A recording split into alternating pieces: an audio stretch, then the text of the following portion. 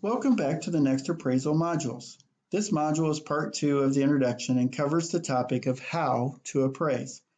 Now that you've watched part 1 and understand why to appraise, let's jump into discussing how one appraises the evidence. Knowledgeable consumers of research are required to be able to read, understand, and appraise the level and quality of evidence. This takes some practice and development of a set of acquired skills. As a reader learns to appraise the typical elements found in a research report, it becomes part of their normal evidence reading skill. Initially, though, it will take being patient with yourself and at times working through certain elements with which you are less familiar. Repeated exposure to reports of primary original research and working through what to look for in reading those reports will be of the utmost value. The first key to appraising the evidence is to consistently use a standard approach.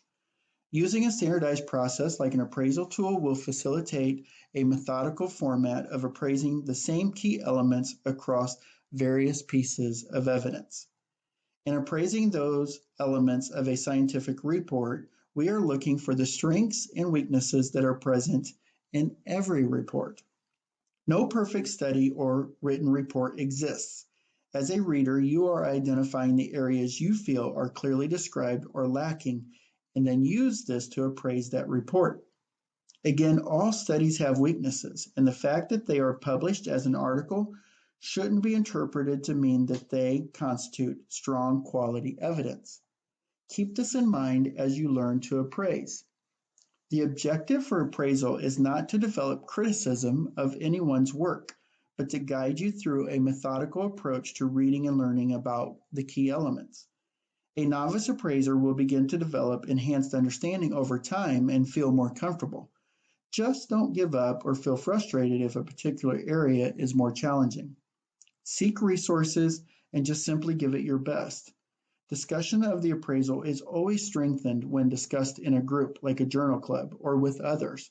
So don't be afraid to engage with someone during your process of learning to appraise the evidence. For the purpose of these next EBP appraisal modules, we will be specifically discussing the elements found in a primary quantitative research article. A primary quantitative research article is a report of an original research project that collected numeric information and was conducted by the persons writing the report. We highly encourage you to identify a primary quantitative research article, read through it entirely, and have it available to work through as you progress along these appraisal modules. We feel this will provide you the best opportunity to understanding this material. If you've already found that primary quantitative research report, quickly take a look through the major headings. Most scientific articles follow a very specific sequencing of the reported information known as the MRAD format. On this slide, you see that the MRAD format includes the introduction, followed by the methods section, and then the results and discussion sections. This format provides a very logical sequence and a flow of the information being presented in the article. An abstract often is provided before the actual body of the report and gives a brief synopsis of what will be provided in these sections. As you work through the appraisal modules, we will identify where we typically find the information being reported, and will refer you to those sections identified using the MRAD format. Here are some examples of existing appraisal tools. Each vary in their simplicity or complexities. There are a range of appraisal tools which vary from yes or no closed answer type of responses to a more narrative, open response to the elements of appraisal. Again, the objective is to use a standardized approach by identifying strengths and weaknesses, determination of clinical usefulness, and the quality or level of evidence. You may even work in an organization that has either developed their own or has elected to use a specific appraisal tool. Regardless, the principles of appraisal, which we will be covering in these modules, are designed to provide you the basic understanding of appraisal and should be helpful with any appraisal tool. For the purpose of this EBP course, and specifically the appraisal modules, we have adapted and designed our own appraisal tool. If you have not yet located the tool on the website, it is important that you pause this module and locate it before continuing into the rest of the appraisal modules. The next 25 modules will directly follow the questions of our appraisal tool. You will find it to be most useful to have an available version of the next appraisal tool either in hand or opened electronically as you continue to progress along the series of modules. For using the appraisal tool to complete with any primary quantitative research report, it would be simplest to complete it electronically. The appraisal tool we have adapted is to be used with a primary quantitative research report. Although we do often refer to the different elements found in a qualitative report, this tool is specific to use with a single quantitative research report.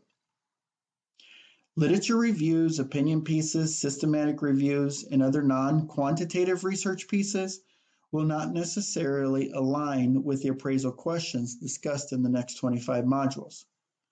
This slide provides what the beginning of the tool looks like. Again, we highly recommend that you have a paper or electronic version available as you work through the modules. In each of the following 25 modules, we will take every question from the next appraisal tool and provide a basic description of the information that the author should be reporting. Each video module will begin with the numbered appraisal question and identify where the content is typically found in an article.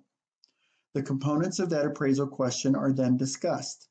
Subsequently, then an example from an article related to what an author might write is provided.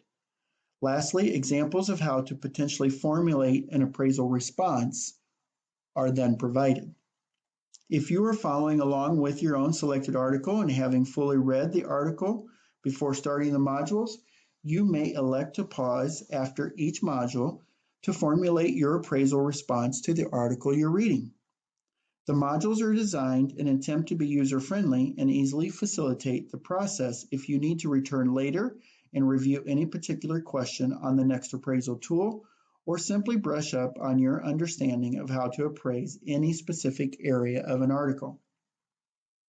To make the most of appraising any article, we recommend the following. Print out the article, read the article thoroughly before beginning to appraise it, go back and begin to work through the appraisal questions. Answer the questions comprehensively with well-developed responses. This certainly makes for easier comparison against other articles. Then consider a summarizing strategy, like summarizing each article as you go with writing the key elements of that article into a summary table. This is discussed in the final appraisal module. Congratulations! You have successfully completed part 2 of the introduction modules and should be ready to progress to the appraisal tool modules. You may return to the main menu or continue directly to those appraisal modules in the next EBP course.